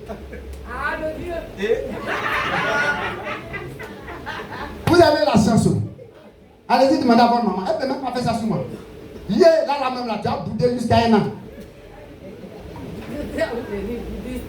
Tu as devenu bouddhiste. Mais effectivement, je comprends maintenant ma vie que Dieu te met. Parce que maintenant, c'est le bouddhiste. Ah, je comprends maintenant. Donc, vous êtes des bouddhistes. Ah, c'est quand vous boudez jusqu'à on ne peut pas respirer. Arrêtez ça. Arrêtez ça. Alléluia. On n'est plus païen, on est chrétien. Et le chrétien doit être doux. Le chrétien doit être tolérant. Le chrétien doit être quoi? Tempérant. Alléluia. Est-ce que tu peux acclamer le Seigneur s'il te plaît? Alors mon ami, vas-y. On a déjà fini. Au verset 27. Et ne donnez pas accès au diable. Ne donnez pas accès au diable, tu comprends? On dit la colère donne quoi? Accès au diable. Quelque chose qu'on te dit que ça donne accès au diable et puis tu aimes ça. Donc ça veut dire que toi tu es content que Satan soit où? Dans ta vie. Mais oui, c'est à cause que tu as la colère parce que tu veux que le diable soit en toi. Vous ne remarquez pas que quand tu es en colère là, ton gars commence à chauffer et puis tu commences à trembler. Tu deviens combien?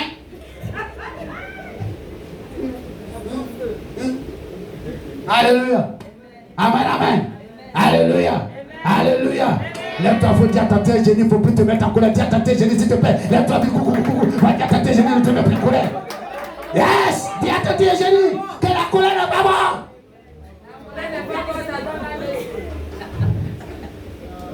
Alléluia. Dis à ton frère qui est à côté, ne te fâche plus, c'est pas bon. Quittons dans ça. On dit l'amour ne se fâche pas, l'amour ne se met pas quoi en colère. L'amour excuse tout.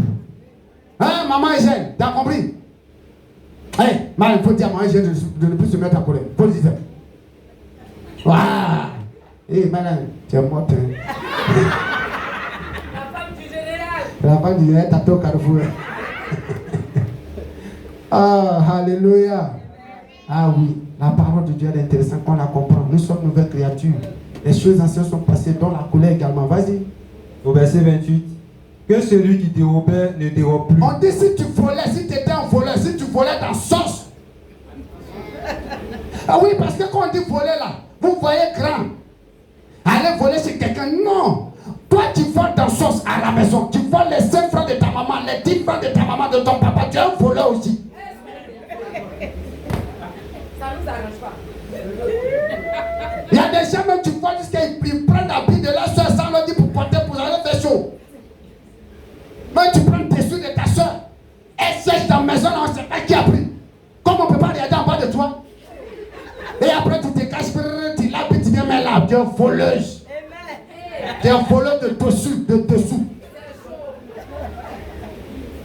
Arrêtons ça. Tu prends les choses sans dire, sans demander. Tu n'as pas vu ça. Même Dieu lui-même dit demandez-moi. Tu comprends? Quand tu n'as pas demandé puis tu as pris à cette fois, ce n'est pas une bonne éducation. Et souvent il y a des mamans qui font ça, il y a des femmes qui font ça. Comme c'est la chose de mon mari, je prends. Écoutez, avant de prendre, il faut lui demander. Pour montrer que tu es quelqu'un d'honnête. Ce n'est pas parce que c'est pour ton mari que tu vas prendre, non. Tu ne sais même pas ce qu'il va faire avec. Demande-lui la permission, c'est aussi respecter ton mari. Et c'est ça aussi avoir une bonne éducation et donner une bonne éducation à tes enfants. Mais ne te permets pas, c'est cette facilité, cette légèreté. Ton mari souhaite qu'il vienne, son argent qu'il a mis là, tu as pris mon argent, hein, j'ai pris. Quand il commence à parler là, ah toi aussi tu aimes ça, on ne prend pas ta chose. Oui, on ne prend pas ma chose. Tu m'as demandé. Ce n'est pas une bonne éducation. Un enfant de Dieu est honnête. Madame, on n'a pas étudié éthique pastorale. C'est ça, papa. On dit quoi? L'enfant de Dieu doit être quoi? Honnête. Honnête. Un chrétien honnête. Il ne fait pas le coup louche. Il est droit. Il est correct. Il est irréprochable. Parce qu'il a une bonne éducation. Il a l'éducation de Dieu en lui. Quand on fait ça et puis il y a par là dans la maison, vous trouvez que non, c'est le diable. C'est toi qui es diable. Mais c'est toi qui as envoyé par là ça là. À cause de quoi? À cause de ton comportement. Tu ne sais pas te conduire. Alléluia. Alors ne volons pas. Arrêtons de voler dans les sauces. Ça nous tous on a fait ça. Souvent même on attend dans la maison, on vend l'eau glacée, on vend yaourt. Wow! Bissap. Et puis il y a des gens qui sont tellement dangereux. J'ai dit la porte d'âme, elle met clé sur le frigo là. Mais on ne sait pas, ils font tout, ils prennent couteau, ils prennent des trucs, et puis ils enlèvent la clé là, et puis c'est ça dedans. Et quand on dit qu'il y a fait ça, personne, c'est un voleur professionnel. Alléluia. Voleur de yaourt, voleur de bissap, voleur de nyamakou, voleur de glace, voleur de l'eau glacée, voleur d'un frigo, voleur de sauce. Voleur de viande en sauce. Voleur de dessous. Mais oui, moi-même, ils ont volé mon calba. On était dans la cour commune, à commencer bien sûr. J'ai lavé ma culotte américaine, le dessus des hommes, j'ai accroché là. Malgré qu'il y a l'autre dedans, ça a disparu.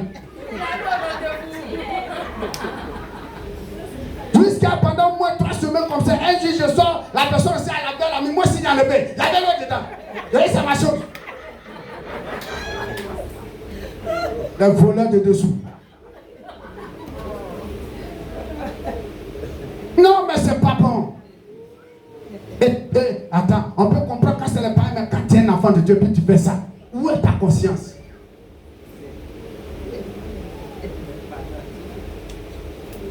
Alléluia. Arrêtons ça. Soyons corrects.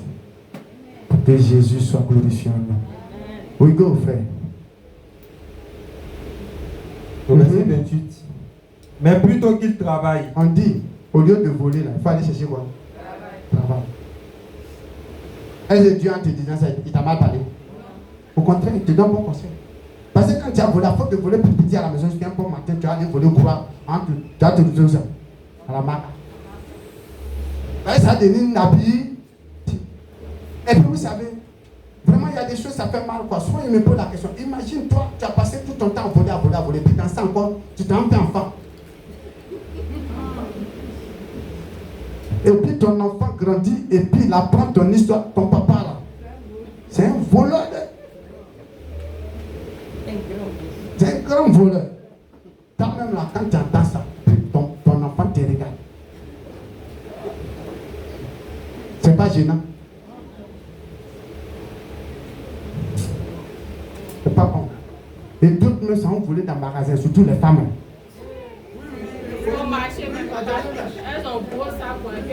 Elles sont volées et puis elles mettent ça.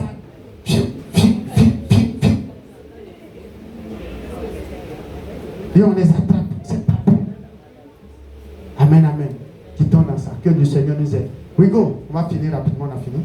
En faisant de ses mains ce qui est bien, pour avoir de quoi donner à celui qui en a besoin. Oui, c'est ça le chrétien. Le chrétien est là toujours pour donner à celui qui est dans le besoin. C'est pourquoi il lutte, il se bat, il travaille pour pouvoir faire le bien. Pourquoi? Parce que si tu ne fais pas le bien au ciel, c'est quoi Dieu va te donner comme récompense? C'est les biens qu'on a fait là que Dieu nous récompense. C'est pourquoi l'enfant de Dieu se soucie. Il travaille aussi pour pouvoir faire du bien aussi. Pour qu'au ciel aussi soit récompensé. Alors, au verset 29, il ne sort de vos bouches aucune parole mauvaise. Tu entends? On dit qu'il ne sort quoi?